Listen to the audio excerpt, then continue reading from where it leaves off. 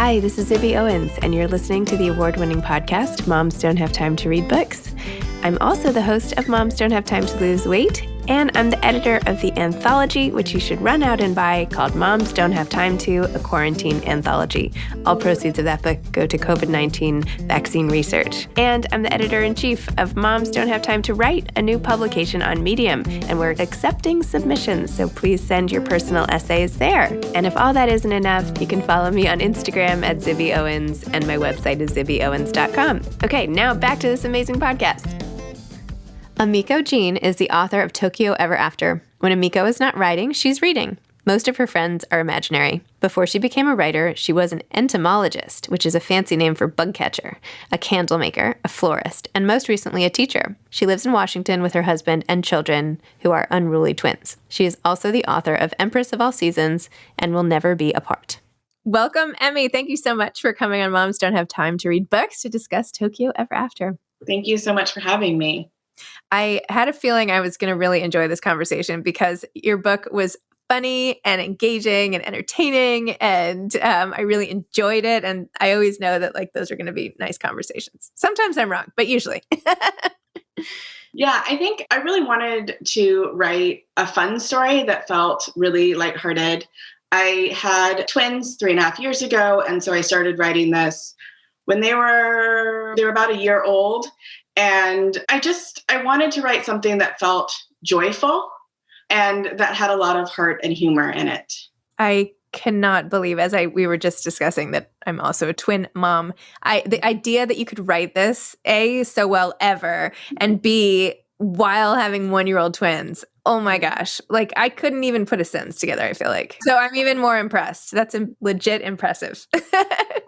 I've had a lot of help. I have a great partner and childcare, which is, it's worth everything. So I had a great support system while writing this book. So would you mind telling listeners what your book is about? Yeah, so it's about teenager Izumi Tanaka, who lives in Northern California in a mostly white town, a very small white town, with her single mom. And Izumi has always had a great relationship with her mom, but she does long to know who her father is and to connect more with her Japanese heritage. And through some fortunate incidences, Izumi and her best friend find a book that has the name, or who they think has the name, of her father in it. And spoiler alert, it does turn out to be her father, and he is the Crown Prince of Japan. And that kicks off Izumi's journey to Japan to meet the father that she's always wanted to know and the country that she's always dreamed of. And can I just say that it would be really nice to have a neighbor be putting bottles of kombucha or whatever it is in front of my door as well, in his random pajama pants or whatever he was wearing, something great, kooky, I guess. I would love an admirer like that of sorts. Yeah, that's Jones, their kind of hippie neighbor. The town that Izumi lives in is Mount Shasta, which I have cousins that live there, so I vacationed there over the summer with them as I growing up. And Mount Shasta has a very large liberal population, and they are home to the Rainbow Gatherers every year, which are a group of Grateful Dead followers. And so he was very much born from that. Got it. And even the way you describe, first of all, the friendships between, the character's name again? Oh, Izumi. So Izumi and her friend, when they're looking through the books, and then are you going to try to find out about it? And she's convinced that her father is never going to write her back, or the friend of a friend. And next thing you know, it's a scene from a movie and everybody's descending, and there's Secret Service equivalents or whatever you want to call it on her, her house, and her mom's not even ready. I mean, the book is so visual. You can just see, first of all, is this already going to be a movie, by the way? I should have probably researched this, but. So it has been optioned, and that's all I can really say. I feel like writers always have little things they're sitting on, or little secrets that we keep. And we like to tease out it's been optioned, but I can't say anymore. So unfortunately, I'm doing that now. You love it. You love having the secret. You're so excited about it. It's awesome. Keep it going. Even when it's public, you can just keep telling people that that's all you can say. Yeah. And then, Izumi all of a sudden then being like thrust into another world from the one that she has lived in. And even her mother's decision I found very interesting, that she felt like, okay, like I did my job and you've grown up normal and I didn't let anybody else in this. It's just the two of us, just the way I wanted it. And now I feel like you can do it. Like if you want to go, you can go. Like you're on your own. I've done my part almost. Tell me about that relationship with the mother and the daughter, and like sort of that feeling where it's okay to send the daughter out. Yeah. So I always knew from the beginning that I wanted Izumi's relationship with her mom to be really solid and very supportive. I don't think Izumi would have been able to take such a big risk and go, across the world to meet her father if she didn't have that really solid home network to come back to. I also think from the moms, and this is part of my mom point of view too, watching my kids grow up, is like being a parent is loving something and letting it go. and I think that was, her mom's perspective is that, I've raised you, I did what I thought I needed to do with you. And now, it's time kind of for you to leave the nest. Wow. Is that what your relationship with your mom was like? Yeah. For the most part, I am the youngest of 4 kids. So I think when I graduated, she was pretty ready for me to leave the nest in a very good way. But yeah, I did. I have a pretty solid relationship with my mom. My youngest kid is still in kindergarten, and my husband's like, so are we thinking boarding school for him? When can we do that? Like, I'm like, no, we're not going to do that. Anyway, it's so funny. It's like, time to go. We can hang out in LA. I'm like, no. So anyway, so what was it like writing this book? Did you structure the whole thing, outline it? Like, how did you go about writing it? Just what was that whole writing process like for you? Yeah. So I had 2 novels previous to this one, and the plotzer pantser thing. Yep. Like you write by the seat of your pants, or you're a plotzer and you outline. I wrote by the seat of my pants for both of those, and I ended up like revising I did like 12 or 15 drafts of those novels. And so with Tokyo Ever After, I was really committed to outlining and to cutting down that revising time. So I worked from a pretty solid outline. And actually what ended up happening was there was too much content in this novel. And I think when I turned it into my editor, it was like 95,000 words, which is really long for a young adult book. And she was so gracious about it. She was like, I think it needs to be around 75K. So a lot ended up on the cutting room floor. We cut characters and scenes, but what ultimately happened was the novel was much tighter after that. I feel like it's rare to edit something and have it not improve. Yeah, that's so very true. At the beginning of my career, I fought against revisions, but I really see them now as so necessary and so important to a book. I can't imagine nothing is ever perfect from the beginning. That's one of those good life lessons. Yeah.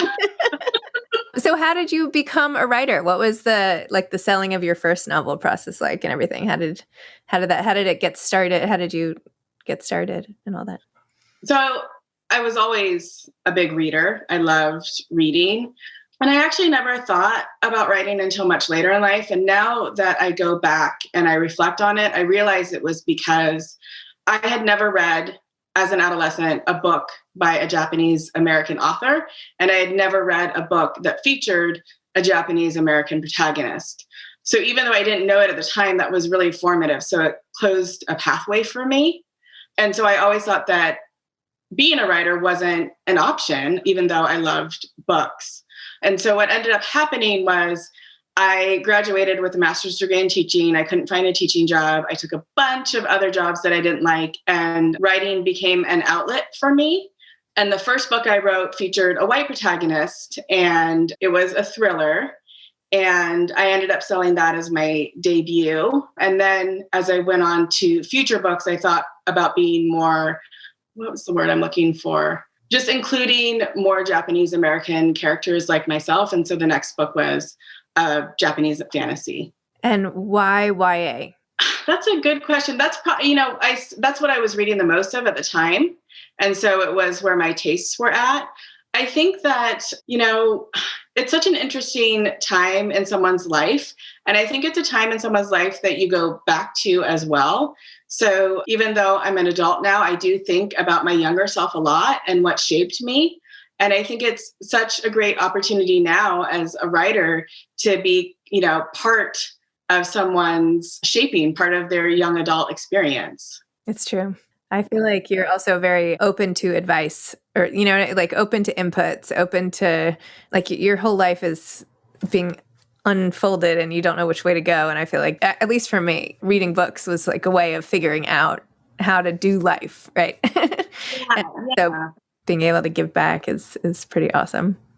Yeah. I think it's cyclic too. Like I do remember now, thinking about myself in my 20s and 30s. I just turned 39 last week. Happy birthday. Yay. Yeah. You do kind of go through, like every decade or so, you kind of go through and you kind of look at yourself and your identity and you're like, who am I now? And what am I doing and where am I going? And, that starts, I think, as a young adult, but it continues, as you grow too. Very true. Mm-hmm. So are you working on anything else now? Yeah. So I just turned in, there's going to be a second book in Tokyo Ever After. Awesome. Yeah, called Tokyo Dreaming. So Izumi's journey continues. She'll be in Tokyo still. And I'm working on an adult novel now, a women's fiction novel. And what's that one about? Or maybe you can't say. Can't say. Can't say, but it does explore motherhood themes, which is what, since becoming a parent, I'm very interested in that. So it's been great to kind of explore those pathways. Excellent. Do you feel like since becoming a mom, like has your sleep not become a part of, like, I feel like once I had twins, my sleep has never gone back to normal. Do you feel like it's affected your writing at all? Or maybe your kids sleep. I don't know.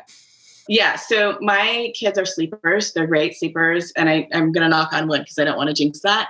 But yeah, those first 2 years in getting them sleep trained and everything was really difficult. And I felt like my brain was mush the entire time. And I'm someone that needs I need a solid 10 hours of sleep a night. Oh my gosh.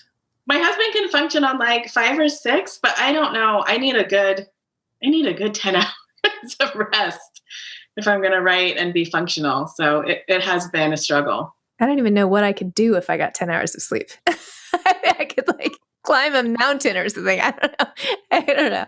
Oh, that sounds like heaven. So what types of books do you like to read? What are you reading now? Anything good? I'm kind of all over the map lately. Just more young adult and more women's fiction. I just finished Luck of the Titanic by Stacey Lee, which is a young adult book. And it's so good. She's such a beautiful writer. So I'd recommend that one. And as far as in the adult realm goes, I've been reading more romance. That's kind of what has gotten me through the pandemic. Beach Read by Emily Henry was so good and so light and so fun and also had a lot of heart. And so I remember devouring that and really enjoying it. Her new book just hit the bestseller list. Did you see that? Oh, I didn't even know it was out. Now I know what I'm going to do after this. Okay. People I Meet on Vacation. That's what it's called. Yeah. Perfect. Do you have any advice for aspiring authors? Oh, I do. I have 2 little sticky notes that I keep on my desk that I wrote when I first started out. One is fail and fail better, which I originally heard it from Margaret Atwood, but I think it's a quote from a Samuel Beckett play. And it reminds me that there are successes in the failures. So even if you write something and it doesn't lead to publication, there's still success there in writing it. And the other thing is the other sticky note says, don't give up, which just kind of reminds you on a daily basis to keep going, to keep writing. Because really, I believe with writing, the journey and the destination are both in getting words on paper, and publication is just icing on the cake. Some good icing, though. Yeah, it is. It is. It's fulfilling. Awesome. Well, Emmy, thank you so much. Thanks for coming on Moms Don't Have Time to Read Books. Thanks for your totally entertaining read. I can't wait to see the movie. I know it will be made, and I know my daughter and I will love it together, sort of in the same vein as the Anne Hathaway Princess. What was that when she went with Julie Andrews? Princess Diaries and all of that. Yeah. Sort of a new take. So thank you so much. I really appreciate it. Okay. Thanks. All right. Have a good day. Bye-bye. Bye. Thanks for listening to this episode of Moms Don't Have Time to Read Books. Don't forget to follow me on Instagram at Zibby Owens and at Moms Don't Have Time to Read Books. Also sign up for my newsletter at zibbyowens.com and sign up for my virtual book club and meet lots of authors on Zoom every other week. Thanks so much to Steve and Ryan at Texture Sound for the sound editing. And thank you to Morning Moon Productions for providing this fantastic intro and outro music.